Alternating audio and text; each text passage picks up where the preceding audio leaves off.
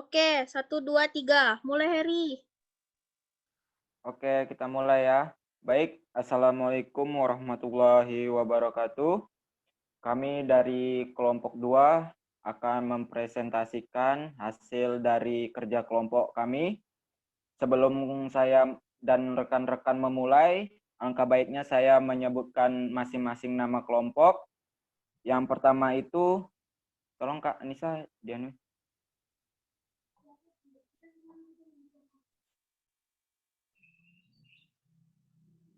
Yang pertama itu ada Yanes Febrianti, Rada, Monica Octavia, Anissa Octavina, Cindy Claudia Arahap, Elvina Juliar, Heri Kurniawan Silawane, dan Rionaldi Batis. Baiklah, langsung saja kita ke materinya.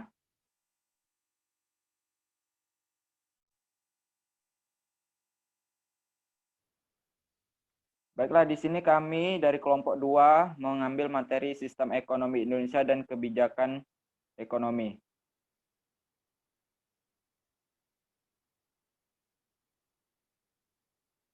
Yang pertama itu saya akan menjelaskan ekonomi Pancasila, yaitu sistem ekonomi yang normatif mengacu pada landasan ideal sila-sila dalam Pancasila dan Undang-Undang Dasar 1945.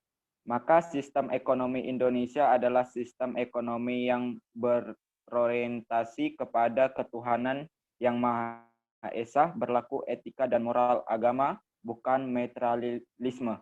Kemanusia yang adil dan beradab, tidak mengenal pemerasan atau eksploitasi. Persatuan Indonesia berlakunya kebersamaan, asas-asas kekeluargaan, sosionalisme, dan sosiodemokrasi dalam ekonomi. Kerakyatan yang mengutamakan kehidupan ekonomi rakyat dan hajat hidup orang banyak, dan keadilan sosial, persamaan, emasipasi, kemakmuran masyarakat yang utama, bukan kemakmuran orang. Bawa Kak.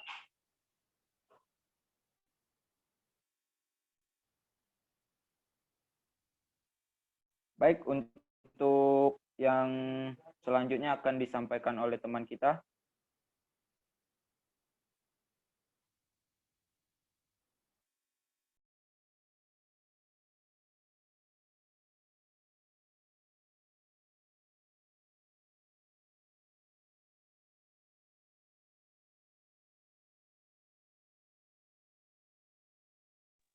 Baik, yang kedua, sistem ekonomi Indonesia. Di dalam usaha-usaha membina sistem ekonomi yang khas bagi Indonesia, sebaiknya kita berpegang pada pokok-pokok pikiran sebagaimana tercantum dalam Pancasila, khususnya pasal 23, 27, 33, dan 34, serta sila keadilan sosial yang paling relevan untuk ekonomi. Sila ini mengandung dua makna, yaitu sebagai prinsip pembagian pendapatan yang adil dan prinsip demokrasi ekonomi. Baiklah, selanjutnya slide yang akan disampaikan oleh rekan-rekan. Untuk rekan kapital, untuk pembahasan kapitalis, siapa yang baca? Oke, saya akan melanjutkan ciri-ciri dari kapitalisme. Dalam lingkup ini adalah sebagai berikut. 1. Sebagian besar sarana produksi dan distribusi dimiliki oleh individu.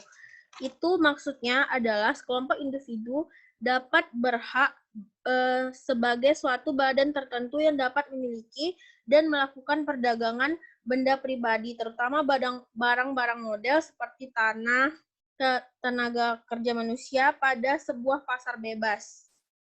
Yang kedua yaitu ada barang dan jasa yang diperdagangkan secara bebas atau free market yang bersifat kompetitif. Itu maksudnya mengapa perlunya barang dan jasa diperdagangkan secara free market yang bersifat kompetitif, bahwa barang atau jasa ekonomi di suatu negara yang mampu memproduksi semua kebutuhan yang masyarakatnya karena lebih efisien. Dan kedua yaitu lebih murah, dan ketiga lebih berkualitas, dan ketiga yaitu terakhir ada modal kapital, baik yang uang maupun kekayaan lain yang diinvestasikan ke dalam berbagai usaha untuk menghasilkan laba. Selanjutnya,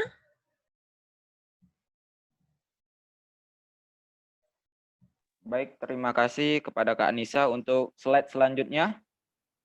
Kepada rekan kita untuk menjelaskan.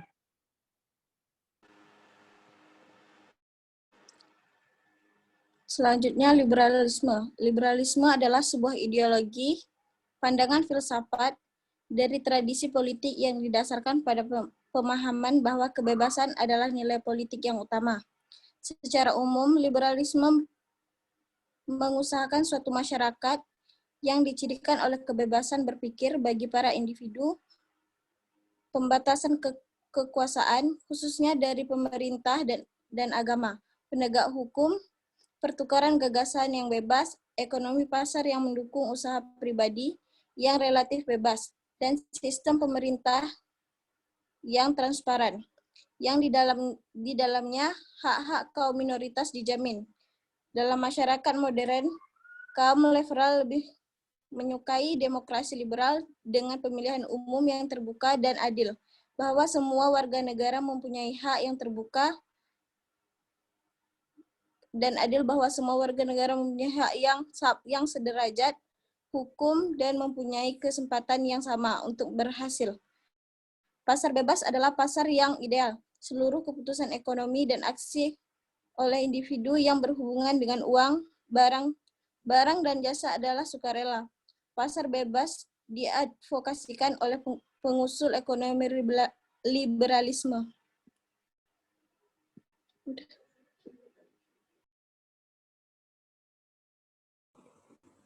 Oke, selanjutnya yaitu tentang neoliberalisme. Neoliberal ini juga dikenal sebagai paham ekonomi, mengacu pada filosofi ekonomi politik yang mengurangi atau menolak campur tangan pemerintah dalam ekonomi domestik. Nah, neo bertujuan mengembalikan kepercayaan pada kekuasaan pasar dengan pembenaran mengacu pada kebebasan. Pada contohnya, kasus upah kerja. Dalam pemahaman neo, pemerintah tidak berhak ikut campur dalam penentuan gaji pekerja atau dalam masalah-masalah tenaga kerja sepenuhnya. Sebab ini urusan antara pengusaha, pemilik modal, dan pekerja. Baik, terima kasih kepada Bang Rio. Untuk slide selanjutnya, kepada rekan kami untuk menjelaskan. Yaitu ada monopoli, oligopoli, monoposoni, oligopsoni. Yaitu pasar monopoli dari bahasa Yunani, monos, atau satu, poleon, atau menjual, adalah suatu bentuk pasar yang di dalamnya hanya terdapat satu penjual yang menguasai pasar. Yang kedua yaitu ada pasar oligopoli, adalah pasar yang di dalamnya penawaran satu jenis barang dikuasai oleh beberapa perusahaan. Umumnya jumlah jenis barang dikuasai oleh beberapa perusahaan. Umumnya jumlah perusahaan lebih dari 2, tetapi kurang dari 10. Yang ketiga ada monopsoni, adalah keadaan pasar dengan jumlah penjual yang banyak dan pembeli tunggal. Keadaan ini akan membuat suatu pasar komoditas akan memiliki barang atau jasa yang hanya dibeli oleh pembeli tunggal. Harga komoditas di dalam pasar tersebut dapat dipengaruhi oleh pembeli tunggal.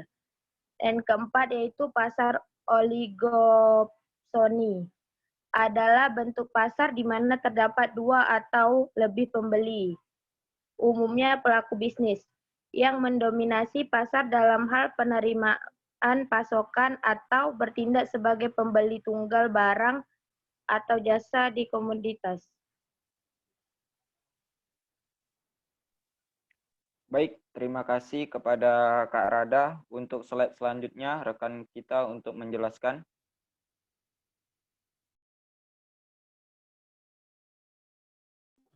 Baiklah, selanjutnya tentang kebijakan ekonomi.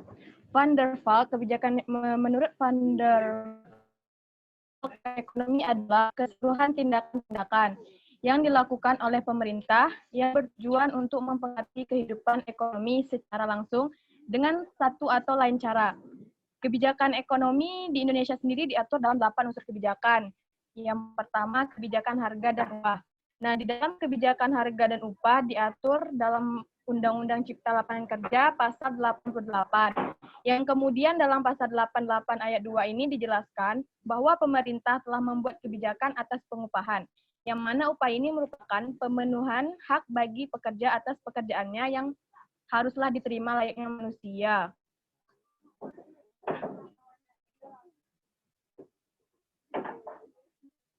Layak dalam artian sesuai dengan apa yang dikerjakan para individu sebagai pekerja.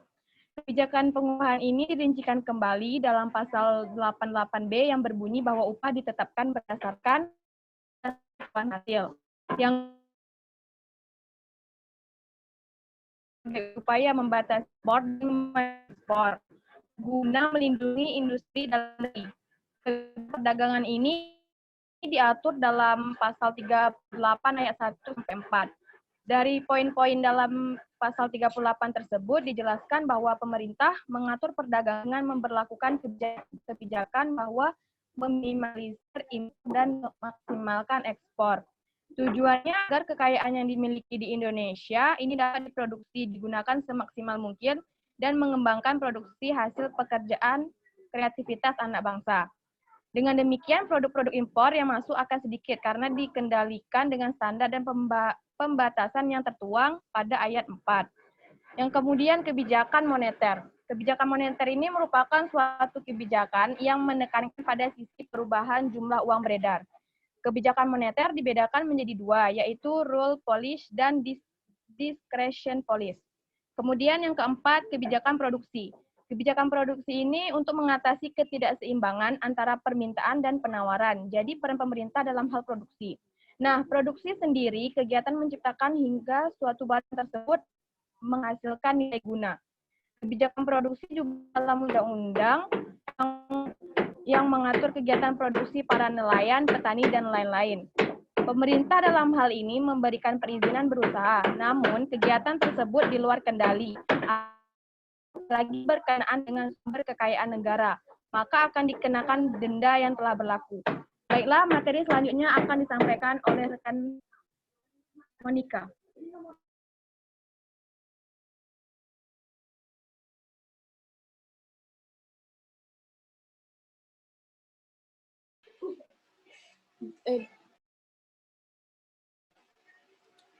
Selanjutnya yang kelima, ada kebijakan sosial.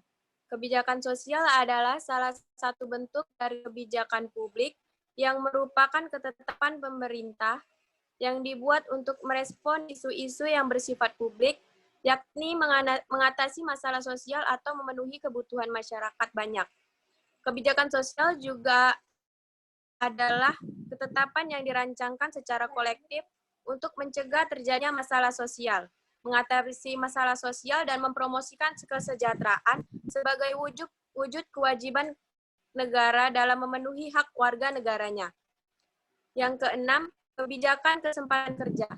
Artinya suatu kegiatan perekonomian diusahakan untuk dapat menciptakan kesempatan kerja yang tinggi dan harus dijaga supaya tidak timbul pengangguran karena pengangguran tidak diinginkan oleh suatu negara atau masyarakat. Kesempatan kerja dapat diartikan sebagai permintaan tenaga kerja, yaitu suatu keadaan yang menggambarkan adanya kesempatan kerja yang siap diisi oleh penawar kerja atau pencari kerja. Yang selanjutnya akan dijelaskan oleh teman kami Cindy. Yang ketujuh, kebijakan fiskal. Kebijakan fiskal adalah kebijakan yang dibuat pemerintah untuk mengarahkan ekonomi suatu negara melalui pengeluaran dan pendapatan berupa pajak pemerintah. Kebijakan fiskal berbeda dengan kebijakan moneter yang bertujuan menstabilkan perekonomian dengan cara mengontrol tingkat bunga dan jumlah uang yang beredar. Instrumen utama kebijakan fiskal adalah pengeluaran dan pajak. Kebijakan fiskal bertujuan untuk meningkatkan pertumbuhan ekonomi secara optimal. Kebijakan fiskal sangat berhubungan dengan pemasukan atau pendapatan negara.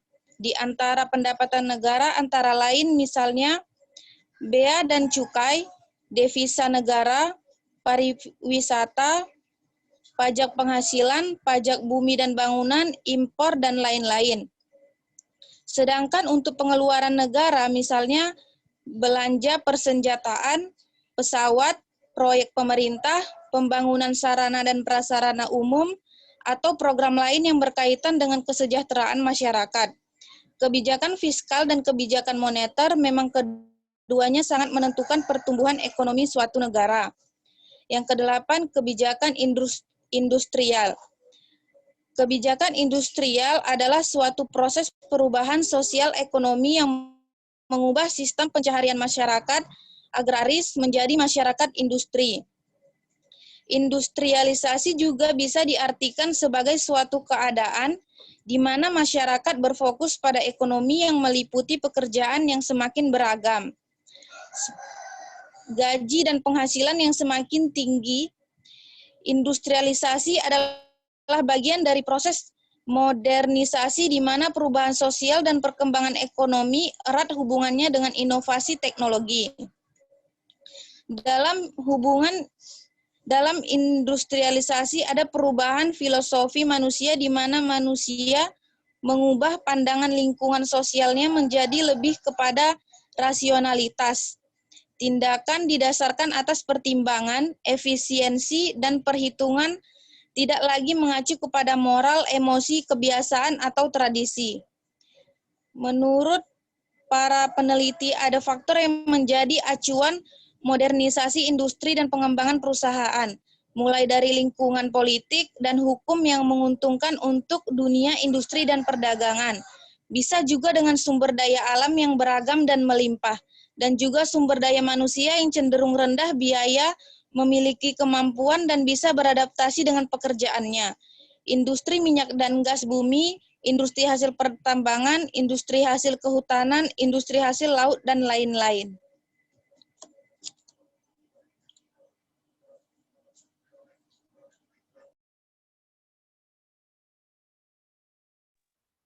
Baik, sekian saja hasil presentasi dari kelompok kami. Saya moderator perwakilan dari kelompok saya sendiri, kelompok 2. Mohon maaf ada salah kata. Saya tutup dengan wabillahi taufiq wal hidayah. Wassalamualaikum warahmatullahi wabarakatuh.